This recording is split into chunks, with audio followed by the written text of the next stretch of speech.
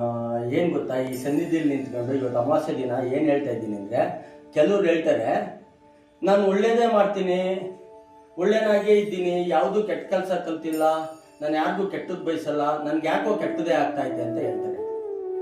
ಅದು ಸರಿನೂ ಹೌದು. ಯಾಕೆಂದ್ರೆ ಯಾರು ಕೆಟ್ಟದ್ದು ಮಾಡ್ತಾರೆ, ಯಾರು ಮೋಸ ಮಾಡ್ತಾರೆ, ಯಾರು ವಂಚನೆ ಮಾಡ್ತಾರೆ, ಅವರೆಲ್ಲ ವಿಜೃಂಭಣೆಯಿಂದ ಜೀವನ ಮಾಡ್ತಾವ್ರೆ. ಯಾಕೆಂದ್ರೆ ರಾಕ್ಷಸರು ಯಾವತ್ತು ವಿಜೃಂಭಣೆನೇ ವೈಭೋಗೀಕರಿಸುತ್ತಾರೆ.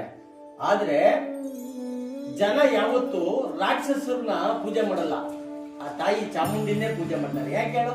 ಆ ರಾಕ್ಷಸರನ್ನ ತುಂಬಾ ಮೆರೆಯಕ್ ಬಿಟ್ಬಿಟ್ಟು ಕಡೆಯದಾಗಿ ಅವ್ರನ್ನ ಯಾರು ಹತ್ರಕ್ಕೆ ಬರ್ದಂಗೆ ಅವ್ರನ್ನ ಮುಗಿಸ್ಬಿಡ್ತಾರೆ. ಯಾರು? ತಾಯಿ ಚಾಮುಂಡಾಗ್ನೆ. ಅದೇ ಒಳ್ಳೆಯವ್ರನ್ನ ನೋಡು, ಫುಲ್ ಕಷ್ಟನೇ ಕೊಡ್ತಾರೆ, ಕಷ್ಟದಾರಿನೇ ತೋರಿಸ್ತಾರೆ.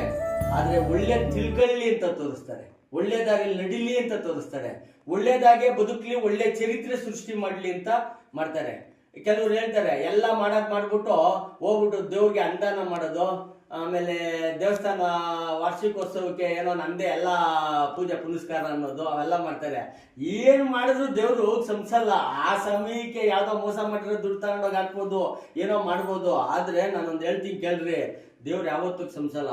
ಒಳ್ಳೆಯವ್ರನ್ನ ಕಡೆಯದಲ್ಲಿ ಕೈ ಬಿಡೋದಲ್ಲ, ಯಾವತ್ತಿದ್ರು ಅವ್ರನ್ನ ಕೈ ಹಿಡಿದು ಕಾಪಾಡ್ತಾರೆ. ಇದಂತೂ ಸತ್ಯ. ಒಳ್ಳೆಯವರು ಒಳ್ಳೆಯರಾಗೆ ಬದುಕ್ರಿ, ಒಳ್ಳೆಯವರು ಒಳ್ಳೆ ನಡತಲ್ಲೇ ಬದುಕ್ರಿ, ಒಳ್ಳೆ ದಾರಿಲೇ ಹೋಗ್ರಿ, ತನ್ನ ಮಕ್ಕಳಿಗೂ ಒಳ್ಳೆ ದಾರಿನೇ ಕಲ್ಸಿರಿ, ಕೆಟ್ಟದ್ ಕಲ್ಸ್ಬೇಡ್ರಿ, ಮೋಸ ಕಲ್ಸ್ಬೇಡ್ರಿ. ಬೇಡ, ಆ ಜೋರಾಗಿ ಬದುಕೋದೇನು ಬೇಡ.